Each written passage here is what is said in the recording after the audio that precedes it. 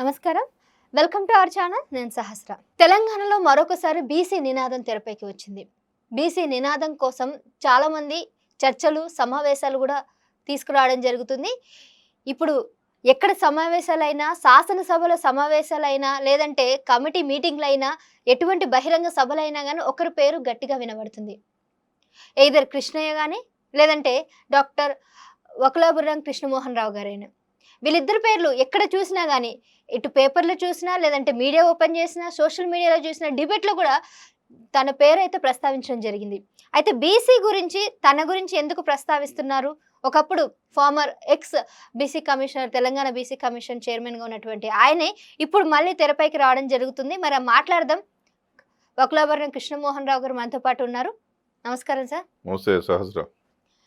Sir, మళ్ళీ మీరు ఒకసారి దీని గురించి ప్రస్తావించాల్సిన సందర్భం అయితే రావడం జరిగింది. గతంలో కూడా మీరు చాలాసార్లు బీసీల గురించి పోరాడారు. ఒకప్పుడు తెలంగాణ ఉద్యమకారులు, తెలంగాణ కోసం మీరు అప్పుడు ఎంతో ఫైట్ చేయడం జరిగింది. ఇప్పుడు మళ్ళీ బీసీల కోసం మళ్ళీ మీరు ముందు అడుగు వేస్తున్నారు.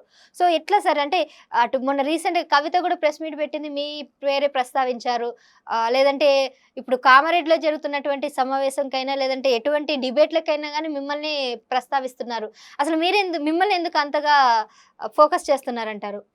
అంటే అదేం లేదు, మేము కొంతకాలంగా నిబద్ధతగా పనిచేస్తున్నాం కాబట్టి పెద్దలు మా పేరు చెప్తా ఉన్నారు. చాలా సంతోషంగా ఉంది. ఎందుకంటే ఎన్ని పదవులు నిర్వహించడం, లేదా ఎంతకాలం జీవించడం, ఎంతకాలం మనం ఏం చేస్తాం అనేటువంటిది కాకుండా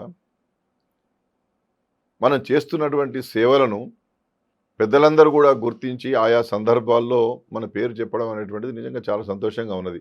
కృష్ణయ్య గారు లాంటి ఒక పెద్ద నాయకుడితో పాటు నా పేరు కూడా చెప్పడం అనేది నిజంగానే చాలా సంతోషంగా ఉంది. ఈ మధ్యకాలంలో మీరు అన్నట్టుగా కేటీఆర్ గారు అసెంబ్లీలో చెప్పిండ్రు, కవిత గారు కూడా ఈ మధ్య ఎక్కడో ప్రెస్ మీట్లో చెప్పారని, ఈ మధ్య కాంగ్రెస్ నాయకులు ఎక్కడో మీటింగ్ జరిగినప్పుడు కూడా చెప్పినారని, ఏ రాజకీయ పార్టీలైనా బీజేపీ నాయకులు కూడా ఎవరో అన్నారని ఇంతకుముందు మీరు చెప్పడం జరిగింది. కాబట్టి పార్టీలు ఏవైనా కావచ్చు, బీసీల కోసం ఒక నిబద్ధతగా పనిచేస్తున్నప్పుడు గుర్తింపు రావడం అనేటువంటిది, మన సేవ నిస్వార్థమైందని చెప్పి, అంకిత భావంతో కూడుకున్నదని చెప్పి ఈ సమాజం గమనించడం, ఈ సమాజం గుర్తించడం నాకు చాలా సంతోషంగా ఉంది. ఆ పెద్దలందరూ కూడా నేను హృదయపూర్వకంగా ధన్యవాదాలు తెలియజేస్తా ఉన్నాను. సార్, మీరు ఒకప్పుడు బీసీ కమిషన్ చైర్మన్గా పనిచేసినప్పుడు అప్పుడు ఎందుకు మీ పేరు ప్రస్తావించలేదు? అప్పుడు అసలు తెర మీదకి, లేదంటే ఇప్పుడు తెలంగాణలో బీసీల గురించి ఎందుకు ప్రస్తావన రాలేదు? ప్రస్తావన ఎప్పటికి ఉంటుంది. బీసీ కమిషన్ మెంబర్గా 3 సార్లు, తర్వాత మొన్న చైర్మన్గా మా సేవలను గుర్తించే కదా ఆనాడు రాజశేఖర రెడ్డి గారు కానీ, కేసీఆర్ గారు కానీ అవకాశం ఇచ్చిండ్రు. రేవంత్ రెడ్డి గారు ముఖ్యమంత్రి అయిన తర్వాత కూడా సుమారు 9 నెలలు నేను కమిషన్ చైర్మన్గా ఉన్నాను. నా సేవ నేను చేసుకుంటూ పోతున్నా, నా పని నేను చేసుకుంటూ పోతున్నా. ప్రస్తావన అంటే ఇవాళ కాంగ్రెస్ ప్రభుత్వం అధికారంలోకి వచ్చిన తర్వాత ఆగస్టులో నా పదవి కాలం ముగిసిపోయింది. నేను ప్రశాంతంగా నా పనిలో నేను ఉందామని అనుకున్నా. రాజకీయ పార్టీలను అయితే ఏ పార్టీలో చేరకూడదు, బీసీలకు ఒక సిద్ధాంత భావజాల ప్రచారంలో పాల్గొనాలి, యువతను బీసీ ఉద్యమాల వైపు, బీసీల హక్కులు ప్రయోజనాల వైపు, సామాజిక ఉద్యమం నుండి రాజకీయ ఉద్యమం వైపు మరల్చే దిశగా ఒక దిశానిర్దేశం చేయడానికి కృషి చేద్దామని మాత్రం నేను అనుకున్నాను. కానీ ఈ ప్రభుత్వం ఏవైతే బీసీలకు ఇచ్చినటువంటి హామీలు ఉన్నాయో ఆ హామీలేవి కూడా నెరవేర్చేటటువంటి పరిస్థితులు లేకపోవడం వల్ల, వీలైతే అన్యాయం చేసేటటువంటి పరిస్థితులు చాలా స్పష్టంగా కనిపిస్తుండడం వల్ల ఇంకా లాభం లేదు, మనం వీటిని సాధించుకోవడానికి ప్రజల పక్షాన నిలబడాలి. పదవిలో ఉన్నప్పుడు అట్లే చేసినాం, పదవిలో లేకపోతే కూడా అదే చేయాలి. ఎందుకంటే ఉచ్ఛ్వాస నిశ్వాసలు అనేటువంటివి బీసీలకు సేవ చేయడంలోనే నేను గడిపేసిన. కాబట్టి వాళ్ళ అవకాశం వచ్చింది, ఆ యొక్క డిమాండ్ల సాధనకు నేను ప్రయత్నం చేస్తా ఉన్నాను. బీసీలకి తెలంగాణలో అన్యాయం జరిగిందని మీరు అనుకుంటున్నారా? తప్పనిసరి కదా, జరుగుతూనే ఉన్నది కదా. కామారెడ్డి బీసీ డిక్లరేషన్లో కాంగ్రెస్ పార్టీ చాలా ప్రకటించింది, ఏవి కూడా చేయడం లేదు. చెప్పిందే చెప్పుకుంటున్నాం అనిపిస్తున్నది నాకు. చాలా ఛానల్లో మాట్లాడుతున్నాం, రోజు గడిచిన 5-6 సంవత్సరాల రోజులకు ఇదే మాట్లాడుతున్నాం. చూసే వాళ్ళకు కూడా బోరు కొడుతుంది కావచ్చు, కానీ తప్పడం లేదు. 42% రిజర్వేషన్లు ఇస్తామని చెప్పిన స్థానిక సంస్థలో బీసీలకు, దాని సంగతి ఏంటయ్యా అంటే దాని గురించి మాట్లాడేవాళ్ళు లేడు. నిర్లక్ష్య భావన, చేసే ఉద్దేశం లేదని, అది రాజ్యాంగ ప్రక్రియ అయ్యేదా పోయేదా అని చెప్పి సుప్రీంకోర్టు ఒప్పుకోదని, చట్టం చేసినా సుప్రీంకోర్టు కొట్టేస్తుందని అనేకమైన వాదనలు వినిపిస్తున్నారు. మేమేమంటున్నామంటే అసలు కనీసం చేసే ఉద్దేశమైనా నీకున్నదా? నువ్వు ఇచ్చిన మాట నిలబెట్టుకోవడానికి చిత్తశుద్ధిగా నేనుండి ఏమైనా ప్రయత్నం మొదలైతే ప్రభుత్వం కట్టుబడి ఉన్నది, ముందుకు పోతున్నది అని చెప్పి మేము అనుకోవడానికి అవకాశం ఉంటుంది. అది కాదు, అది పోదు, లేదా సర్వే చేస్తే ఆ సర్వేలో మీ జనాభా లేదు, మీ జనాభా గింతే ఉన్నది, గతంలో చేసిన సర్వే తప్పు, నేను చేసేదే కరెక్టు, నేను చెప్పిందే వినాలే అనేటువంటి వైఖరిలో ప్రభుత్వ విధానం కొనసాగుతూ ఉన్నది. కాబట్టి ప్రజాస్వామ్యంలో ప్రశ్నించే తత్వం ఉంటుంది. అన్యాయం జరిగితే నిలదీసేటటువంటి అవకాశం రాజ్యాంగం కల్పించింది. కాబట్టి వాళ్ళు నిలదీస్తున్నాం. ప్రభుత్వం ఎప్పుడైనా జవాబుదారితనంగా ఉండాలి, ఇచ్చిన హామీలను నిలబెట్టుకోవాలి. ఏదో హామీలు ఇచ్చినాం, గెలిచినాం, వీళ్ళతో ఏమవుతుందంటే ఓటు హక్కు ప్రజల దగ్గరనే ఉన్నది. ఈవీఎం మిషన్ల దగ్గర బటన్ నొక్కేటప్పుడు ఆలోచిస్తారు ఈ ప్రజలు. ఎలక్షన్లలో డబ్బులు ఇస్తాం, ఓట్లు ఇస్తారు అనుకునేటటువంటి భ్రమలలో బతకొద్దు అనేటువంటి విషయాన్ని కూడా ఈ ప్రభుత్వానికి తెలియజేసే ప్రయత్నం కూడా మేము చేస్తున్నాం. మా ప్రజలను చైతన్యపరిచేటటువంటి కార్యక్రమాలు కూడా మేము శ్రీకారం చుడుతూ ఉన్నాం. అసలు ఇప్పుడు తెలంగాణలో పరిస్థితి చూస్తే చాలా గందరగోళంగా ఉంది. ఎక్కడ చూసినా అసలు ఉన్న స్థానిక ఎన్నికల రిజర్వేషన్ సపరేట్ అంటారు, ఎడ్యుకేషన్ సపరేట్ రిజర్వేషన్ అంటారు, కామారెడ్డి డిక్లరేషన్ అంటారు, ఇది అంటారు, 42% రిజర్వేషన్ కావాలంటారు, మధ్యలో ఎస్సీ వర్గీకరణ, ఇవన్నీ చూస్తూ ఉంటే అంతా చాలా కన్ఫ్యూజన్గా ఉంది.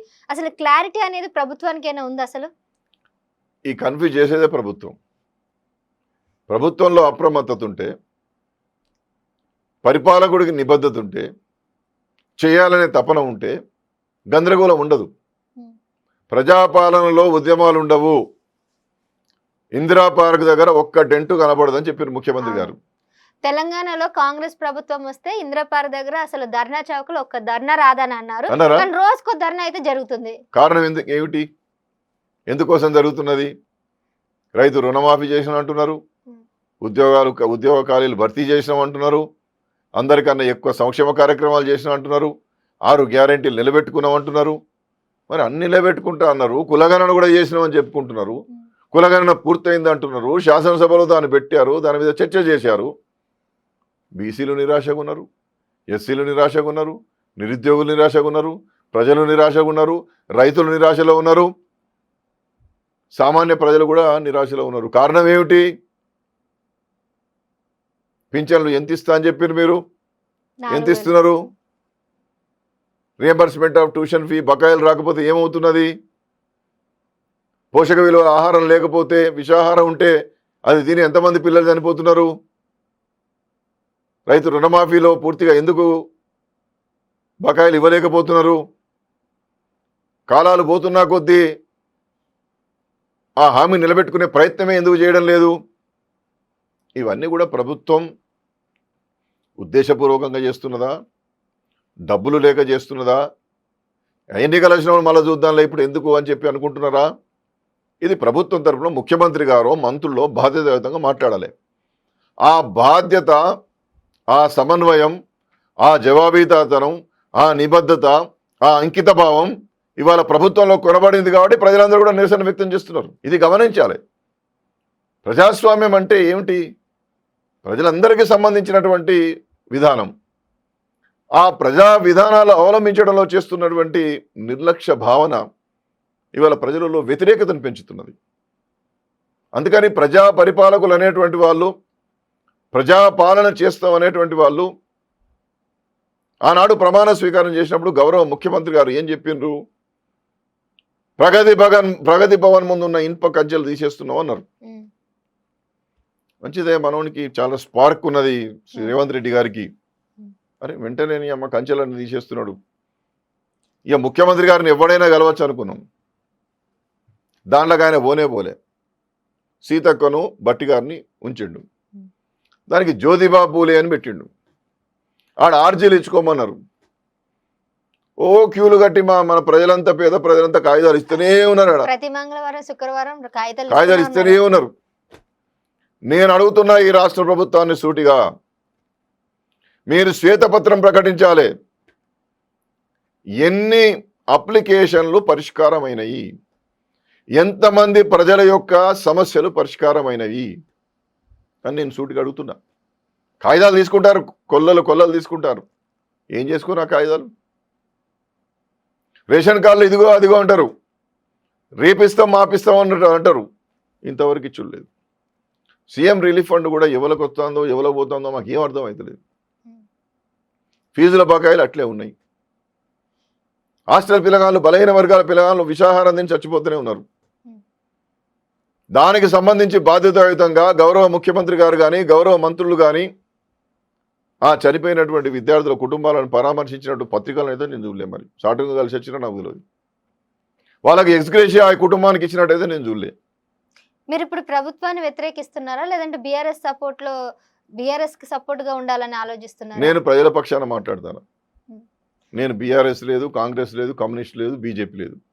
నేను మాట్లాడుతున్నది ఒక పౌరుడిగా, ఒక బాధ్యతాయుతమైనటువంటి ప్రజానాయకుడిగా మాట్లాడుతున్నా. నేను మాట్లాడినటువంటి మాటలలో, నేను నిలదీసేటటువంటి వాటిల్లో తప్పు ఉంటే మీరు నన్ను ప్రశ్నించండి. బీఆర్ఎస్ వాళ్ళు ప్రశ్నించుకుంటారు. వాళ్ళు 10 ఏళ్లలో ఏం చేసిండ్రు, ఈయన ఏం చేయలేదనేది కేటీ రామారావు గారు మరొకరు మాట్లాడుకుంటారు. నాకు సంబంధం లేదు.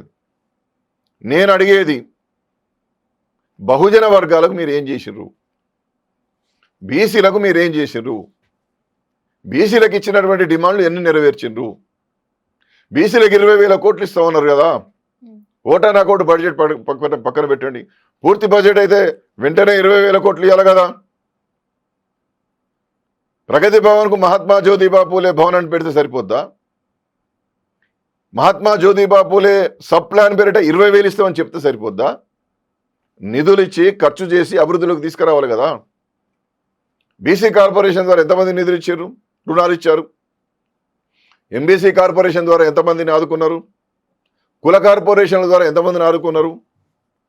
వృత్తికారులకు ఏ విధమైనటువంటి రుణాలు ఇచ్చారు, ఏ విధమైన సబ్సిడీలు ఇచ్చారు, ప్రత్యామ్నాయమైనటువంటి ఉపాధి మార్గాలను చూపించారు, స్కిల్ డెవలప్మెంట్ చేశారు? ఒక్కటన్నా చెప్పమని చెప్పి నేను కోరుతున్నా. మీరు ఇవన్నీ ఏమి చేయకపోతే మేము ప్రశ్నించొద్దా? సరే, ప్రశ్నించే ఆలోచన, ప్రశ్నించే తత్వము మీకు ఎప్పటి నుంచి స్టార్ట్ అయింది? చిన్నప్పటి నుంచే మొదలైంది నాకు. అసలు మీ నేపథ్యం ఏంటండి? మాది కరీంనగర్ జిల్లా హుజరాబాద్. మా తల్లిదండ్రులు 2 ఉపాధ్యాయులు. నా బాల్యం అంతా హుజరాబాద్నే జరిగింది. ప్రభుత్వ ఉద్యోగుల మీ తల్లిదండ్రులు? మా టీచర్, జిల్లా పరిషత్ టీచర్. మా ఫాదర్ మదర్ ఇద్దరు కూడా. మా నాన్న ముందు టీచర్ అయ్యి తర్వాత మా అమ్మని చదివించి టీచర్ చేశాడు. వాళ్ళిద్దరు ఉపాధ్యాయులు. హుజరాబాద్ ప్రాంతంలో ఒకలాభరణం, జగన్మోహన్, రమాభారతి అంటే తెలుగు వాళ్ళు ఉండరు. వందలాది మంది విద్యార్థులకు విద్యాబుద్ధులు నేర్పినటువంటి వాళ్ళు. అలాంటి పుణ్య దంపతులకు భగవంతుడు నన్ను ప్రసాదించిండు. నేను ఏదో టీటీసో బీఈడీ చేసుకొని టీచర్ నౌకరు చేయాలి. నేను వాస్తవంగా మా కుటుంబ నేపథ్యం కూడా అంతే. మా బంధువులు కానీ మా వాళ్ళు ఎవరైనా అంత టీచర్లే ఉంటారు మా దాంట్లో. లేకపోతే ఏదైనా చిన్నగా బ్రతుకుతారు. వాస్తవంగా నేను కూడా బీఈడీ చేసినాక బీకామ్ బీఈడీ చేసినాక టీచర్ నౌకరు చేయాలి. టీఎస్సీ కూడా రాసిన, సెలక్షన్ కూడా అయినా, కానీ చేయను కాలిపోయి. కారణం ఏంటంటే మొదటి నుంచి ప్రశ్నించే తత్వం, అన్యాయాన్ని ఎదిరించే తత్వం.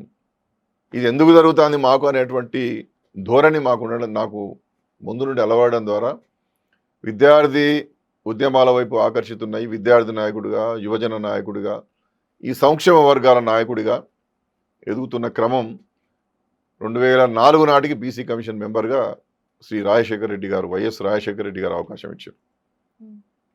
అంతకుముందు నేను ఉమ్మడి ఆంధ్రప్రదేశ్ రాష్ట్రంలో శ్రీ కృష్ణయ్య గారితో అనేక పోరాటాలు చేస్తున్న నేపథ్యంలో కృష్ణయ్య గారి సహకారంతో నేను బీసీ కమిషన్ మెంబర్ను 2009లో కావడం, 2004లో కావడం, 9 వరకు ఉన్నా. దాని తర్వాత 2009 సాధారణ ఎన్నికలలో మా కరీంనగర్ జిల్లా హుజరాబాద్ నుండి కాంగ్రెస్ పార్టీ తరఫున శాసనసభకు పోటీ చేశారు. రాజశేఖర రెడ్డి గారు అవకాశం ఇచ్చారు. కొద్ది తేడాతో శ్రీ ఈటల రాజేందర్ గారి మీద ఓడిపోయాను. కానీ ఒక రాజకీయ నాయకుడిగా, అంటే విద్యార్థి యువజన సంక్షేమ నాయకుడి నుండి రాజకీయ నాయకుడిగా అవతారం ఎత్తాను. కాంగ్రెస్ పార్టీలో కొనసాగుతూ స్పోక్స్ పర్సన్ కూడా చాలా కాలం పనిచేసినాను.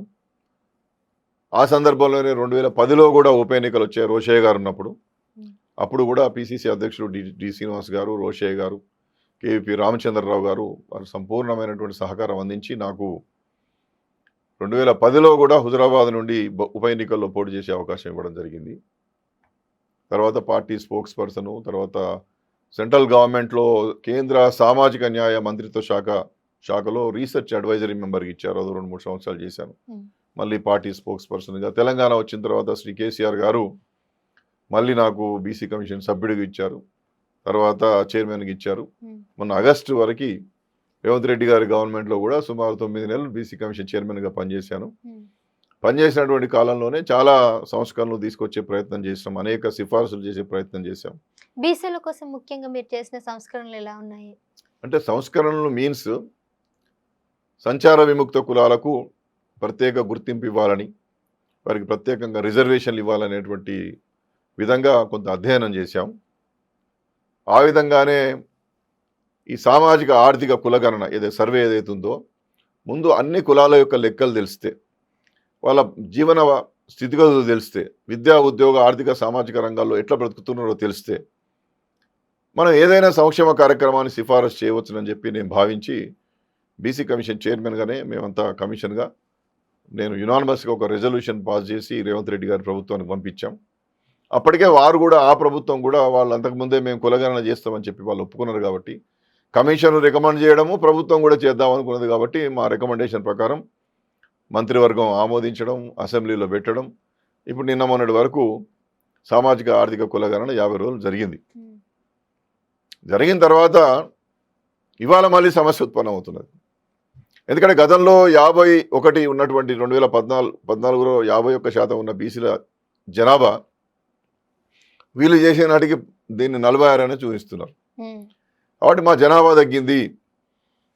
కేటీఆర్ కూడా ఇదే విషయం మీద ప్రస్తావించారు. అసలు ఆ రేట్ ఎట్లా తగ్గిపోతుంది, పర్సంటేజ్ ఏ విధంగా తగ్గిపోతుంది, దానికి డెఫినెట్గా మీరు డాక్యుమెంట్స్ చూపించాలి, ప్రూఫ్ చూపించాలని అన్నారు. అంటే నిజంగానే కులాలు మార్చుకోవడానికి అయితే అవకాశం ఉండదు కదా, మతాలు అయితే మార్చుకోవచ్చు. అయితే దాని మీద వాళ్ళు ప్రభుత్వం ఏం చెప్తారంటే నమోదు సరిగా చేసుకోలేదు ప్రజలు. ఇప్పుడు మేము ప్రభుత్వంగా 50 రోజులు ముందుకు వచ్చాం.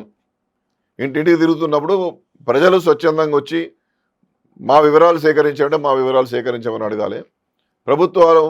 ప్రజలు చాలా సందర్భాల్లో వ్యతిరేకించారు, వివరాలు ఇవ్వడానికి ముందుకు రాలేదు అనేటువంటి విషయాన్ని ప్రభుత్వం చెప్తున్నది.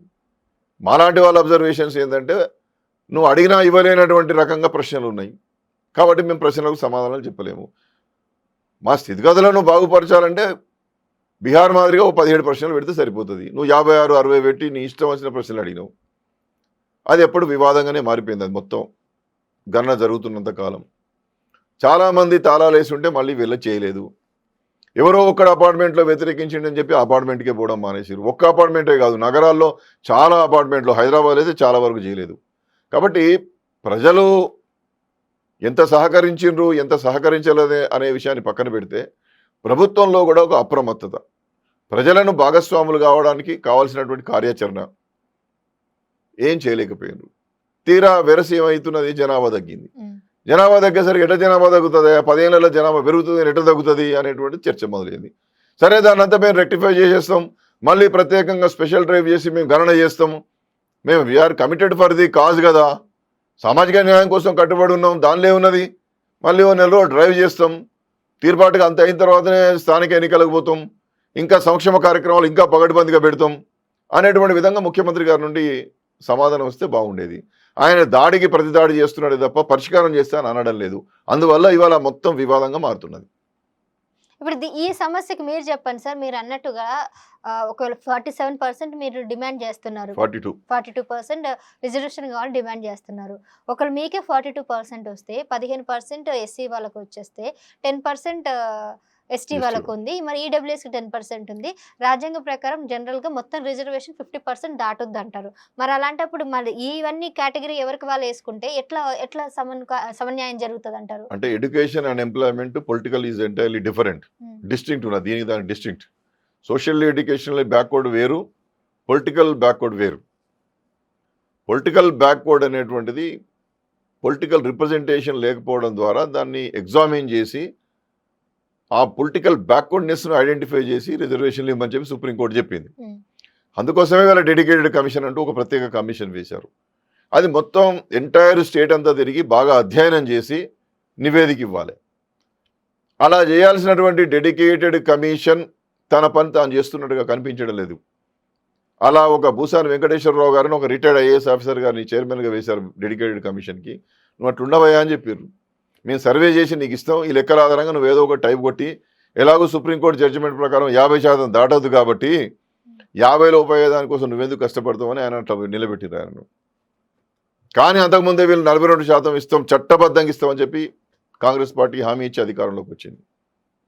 అందువల్ల మేమేమంటున్నామంటే కమిషన్ స్వతంత్రంగా పనిచేయనివ్వండి, కమిషన్ ఏం రికమెండ్ చేస్తుందో చేయనివ్వండి.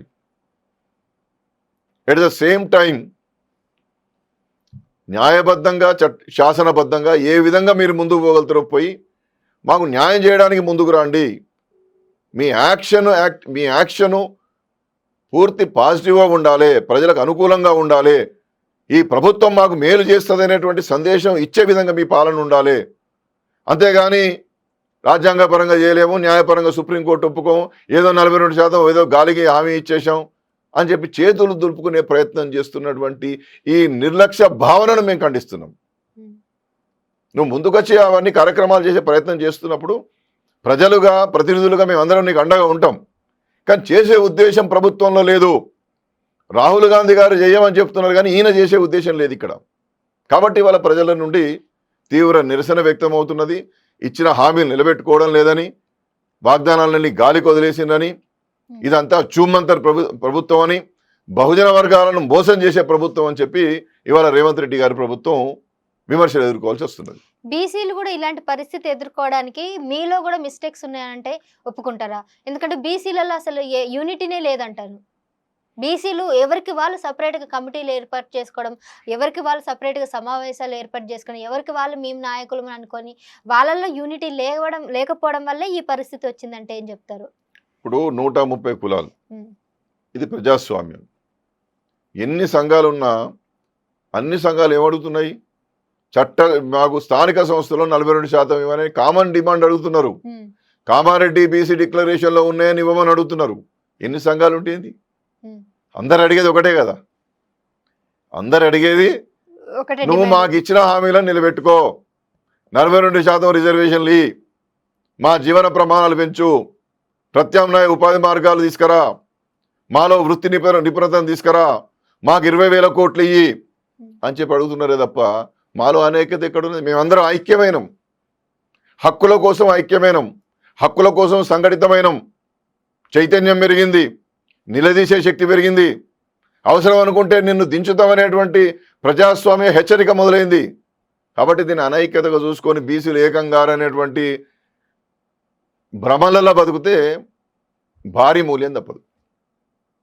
ఎస్సీ వర్గీకరణ మీ మీద ప్రభావం ఏమైనా చూపించిందంటారా? ఎస్సీ వర్గీకరణ అనేటువంటి మా మీద చూపిస్తుంది. సుప్రీంకోర్టు రాష్ట్రాలకు అధికారం ఇచ్చింది. దాని ప్రకారం షమీం అఖ్తర్ గారి యొక్క కమిషన్ వేశారు. ఆ కమిషను ప్రభుత్వానికి నివేదిక ఇచ్చింది, దాని అమలులోకి తీసుకొచ్చారు. అది కృష్ణమాదిగ గారో లేకపోతే అటు పక్కన ఉన్నటువంటి నాయకులు అది న్యాయబద్ధమైనదా కాదా అనేటువంటి దాని మీద వాళ్ళు మాట్లాడుతున్నారు. కానీ వర్గీకరణ సమంజసమైంది, వర్గీకరణ చెయ్యాలి, అవకాశాలు రానటువంటి వాళ్ళకి అవకాశాలు ఇవ్వాలని చెప్పి మేము చాలా కాలంగా మేము చెప్తూనే ఉన్నాం. మేము వర్గీకరణను సపోర్ట్ చేసినాం. దాంట్లో తప్పులు ఏమైనా ఉంటే కృష్ణమాదిగ గారో పెద్ద మనుషులు వాళ్ళంతా కూర్చొని వాళ్ళు మాట్లాడుకుంటారు. అది సమంజసమైనదే.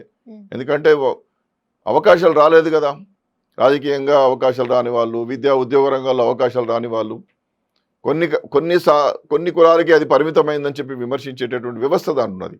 మరీ ముఖ్యంగా మా కన్సర్న్, మా యొక్క ఆలోచన ఏంటంటే మాలాంటి వాళ్ళం మాట్లాడేది అన్నదమ్ములు ఉన్నప్పుడు అన్నకు బాగా అవకాశం వస్తే తర్వాత తమ్ముడిని ఎదిగించే ప్రయత్నం కూడా చేయాలి.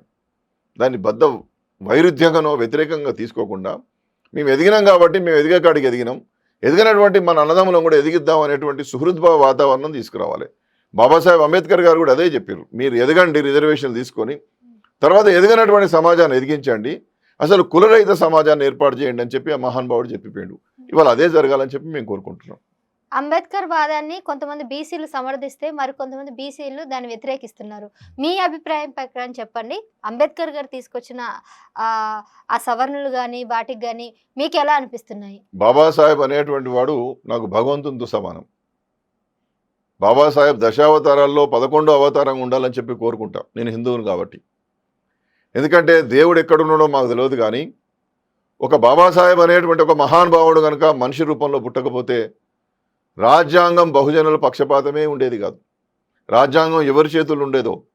బాబాసాహెబ్ రాత్రింబవళ్ళు కష్టపడి తయారు చేసి అన్ని చట్టాలు తయారు చేసి అన్ని ప్రత్యేకతలు ఇస్తేనే ఇవాళ ఎదగలేనటువంటి పరిస్థితుల్లో మనం ఉంటే, ఇంకా ఇలా ఒకవేళ బాబాసాహెబే లేకపోతే ఈ ఈ ఈ సమాజం ఎట్లుండేదో. ప్రజాస్వామ్యం ఉండకపోయేది, ప్రజాస్వామ్యం ఉండేదే కాదు, అసలు రాచరికం. ప్రజాస్వామ్య దేశమే అయ్యేది కాదు. రాచరికం ఉండేదేమో. కాబట్టి బాబాసాహెబ్ ఎప్పుడు మాకు దేవుడే. బహుజనులకు, బీసీలకు, ఎస్సీలకు, ఎస్టీలకు, మైనార్టీలకు దగాబడ్డటువంటి వాళ్ళకు భగవంతుడు బాబాసాహెబ్. రైట్ సార్, బహుజనుల కోసం మీరు ఎప్పటి నుంచో అహర్నిశలు పోరాడుతున్నారు, బహుజనుల కోసం చాలా ట్రై చేస్తున్నారు, వాళ్ళకు కూడా రాజ్యాధికారం రావాలని. తెలంగాణలో నిజంగానే బహుజన రాజ్యాధికార స్థాపనకి ఏదైనా అవకాశం ఉందంటారా? తప్పనిసరి ఉందని నేను అనుకుంటున్నా. నేను ఒక్కరిని పనిచేయడం కాదు, చాలామంది పెద్దలు పనిచేస్తున్నారు. వారి యొక్క మార్గదర్శకం, ఇవాళ సిద్ధాంత భావజాల వ్యాప్తి జరగాలి. బాబాసాహెబ్ ఆశించినటువంటి కళలు, మహాత్మా జ్యోతిబా పూలే, నారాయణ గురు, పెరియార్ రామస్వామి నాయకర్ వీళ్ళు సమసమాజాన్ని కోరుకున్నారు. రామ్ మనోహర్ లోహియా బహుజన వర్గాలకు ఎప్పుడైతే వారి వాటా ప్రకారం వారికి రాజ్యాధికారం లభించినప్పుడు సమసమాజ నిర్మాణం ఏర్పడుతుందని చెప్పి లోహియా గారు భావించారు. అందుకోసమే లోహియా గారి సిద్ధాంత భావజాలంతో ఉత్తరప్రదేశ్లో ములాయం సింగ్ యాదవ్ గారు కావచ్చు, ఇవాళ వారి కుమారుడు కావచ్చు, కాన్షీరామ్ గారి బహుజన సమాజ్వాద్ పార్టీ కావచ్చు, అటు నితీష్ కుమార్ గారు, లల్లు యాదవ్ గారు, సిద్ధరామయ్య గారు ఇవాళ కాంగ్రెస్ ముఖ్యమంత్రి అయినప్పటికీ లోహియా భావజాలంతో ఎదిగినటువంటి నాయకుడు, దేవగౌడ గారు, బిజు పట్నాయక్ గారు. ఇక్కడ ద్రావిడ ఉద్యమం తమిళనాడులో వాళ్ళు ద్రావిడ ఉద్యమంతో అక్కడ రాజకీయ పార్టీల కంటే కూడా ద్రావిడ ఉద్యమంతోనే అక్కడ రాజ్యాధికార స్థాపన జరుగుతూ ఉన్నది. కాబట్టి ఏనాడో ఒకనాడు మెజారిటీ జనాభా కలిగినటువంటి బీసీలకు ముఖ్యమంత్రిగా అవకాశం రావాలి. బీసీ, ఎస్సీ, ఎస్టీ, మైనారిటీలు కలిసి బహుజన రాజ్య స్థాపన జరగాలి. చైతన్యవంతమైనటువంటి తెలంగాణ రాష్ట్రంలో కొట్లాడి తెలంగాణ తెచ్చుకున్నటువంటి ప్రజలకు 85% ఉన్నటువంటి ప్రజలు ఏకమై బహుజన రాజ్య స్థాపన చేయడం అంత చిన్న విషయము, అంత అసాధ్యమైనటువంటి విషయం ఏం కాదు. కాబట్టి నేనేమంటున్నానంటే ఒక చైతన్యం పెరిగింది, ఒక ఐక్యత పెరిగింది, ఒక నిలదీయడం మొదలైంది. ఎప్పటికీ సంక్షేమ కార్యక్రమాలకే పరిమితమైదామా? స్కాలర్షిప్, బస్ ఛార్జీ, మెస్ ఛార్జీ, ఆ సీటీ, ఈసీ ఇంతేనా? ఇక ప్రజాస్వామ్యం నిర్వచనం అది కాదు కదా. శాసనాలు తయారు చేసే కాడ, చట్టాలు తయారు చేసేటప్పుడు మేము తయారు చేసే ప్రాంతాల్లో మేము కూర్చోవాలి, చట్టసభలలో మేము ఉండాలి. బాబాసాహెబ్ దయ వల్ల ఎస్సీ, ఎస్టీ వాళ్ళకు కొంత చట్టసభల్లో అవకాశం వచ్చింది, కానీ బీసీలకు రాలే కదా. రాజ్యాంగ పద్ధతి లేదు కదా బీసీలకు. కాబట్టి బీసీలు ఐక్యమై ఎస్సీ, ఎస్టీలను, మైనార్టీలను కలుపుకొని అగ్రవర్ణాల్లో ఉన్నటువంటి పేదవాళ్ళను కూడా కలుపుకొని బహుజన రాజ్య స్థాపన కావాలి. అది తెలంగాణలో రావడానికి ఇవాళ నాంది ప్రస్తావన జరిగింది, అంకురార్పణ జరిగింది. సాధ్యమైనంత త్వరలో ఖచ్చితంగా ఆ రాజ్య స్థాపన జరుగుతుందని చెప్పి నేను ప్రబలంగా నమ్ముతున్నాను. గత 40 సంవత్సరాలలో ఏ బీసీ ముఖ్యమంత్రి అయ్యే సందర్భాలు కూడా లేవు కదా. ఇప్పుడు వస్తుందని మీరు ఏ నమ్మకంతో చెప్పగలుగుతున్నారు? కాలేదు కాబట్టి అవుతారని. కాలేదు, ఉమ్మడి రాష్ట్రంలో కాలేదు, తెలంగాణలో కాలేదు. వాళ్ళ పరిపాలనలో ఈ జాతులకు జరిగిన మేలు లేదు. వాళ్ళు అపర కుబేరులైనరు, ప్రజలు మాత్రం కడు పేదలైనరు. ఇక్కడ తిండి లేక కొట్టుకుంటున్నారు, కూలీ నాలి చేసుకొని బతుకుతున్నారు. అక్కడ ఏమీ లేకుండానే వాళ్ళు ఆగర్భ శ్రీమంతులు అయిపోయి విలాసవంతమైన జీవితాలు గడుపుతున్నారు. కాబట్టి ప్రజాస్వామ్యము, దేశము డబ్బున్నవాడిని మరీ డబ్బున్నవాడిగా మార్చేసింది, పేదవాడిని మరీ నిర్వీర్యం చేసింది. ఈ పేదవాడిలో ఇవాళ ఆవేశం పెరిగింది, ఈ పేదవాడిలో ఇవాళ ఆలోచన పెరిగింది. సంక్షేమ కార్యక్రమాల లబ్ధిదారులుగా కాదు, సంక్షేమ రాజ్య స్థాపనకు నడుం బిగించాలనేటువంటి చైతన్యం పెరిగింది. కాబట్టి తప్పనిసరిగా బహుజన రాజ్య స్థాపన తెలంగాణలో జరుగుతుందని చెప్పి విశ్వసిస్తున్నాం. అందులో పూర్తి నిడివి మేము పాల్గొని ఆ దిశగా ప్రయత్నం చేస్తాం. మా ప్రజల దగ్గరికి పోతాం, చైతన్యవంతం చేసుకుంటాం. బాబాసాహెబ్, రామ్ మనోహర్ లోహియా మహనీయులు ఇచ్చినటువంటి సిద్ధాంత భావజాలాన్ని ప్రచారం చేసి రాజ్య స్థాపన దిశగా తప్పనిసరిగా ప్రయత్నాలు మొదలు పెడతాం, ముందుకు పోతాం, రాజ్య స్థాపనకు ప్రయత్నం చేస్తాం. మీతో పాటు ఎవరెవరు మీ ఈ కార్యక్రమంలో పాల్గొనేటట్టు? చాలా మంది. నాకన్నా ముందు నేను చాలా చిన్నవాడిని, నా ప్రయత్నం చాలా చిన్నది. నాకన్నా ముందు మహానుభావులు చాలా మంది ఉన్నారు, పేర్లు చెప్పాల్సిన అవసరం లేదు. నాకన్నా చాలా గొప్పగా పనిచేసి ఇప్పటికి కూడా త్యాగం చేసి వయసుతో నిమిత్తం లేకుండా యువకులుగా ఉరుకుతూ చైతన్యం చేస్తున్నారు. వారి అడుగుజాడల్లో ముందుకు పోతాం. కొంత ఆ సిద్ధాంత భావజాలని పుణికిపుచ్చుకున్న వాడిని కాబట్టి కొంత వయసు కూడా ఉంది కాబట్టి వారితో పాటు పోతాం, వారి వారసత్వాన్ని కొనసాగిస్తాం. ఈ రాష్ట్రంలో బహుజన రాజ్య స్థాపన దిశగా తప్పనిసరిగా అన్ని ప్రయత్నాలు జరుగుతాయి, రాజ్య స్థాపన జరుగుతుంది. Right sir, thank you so much.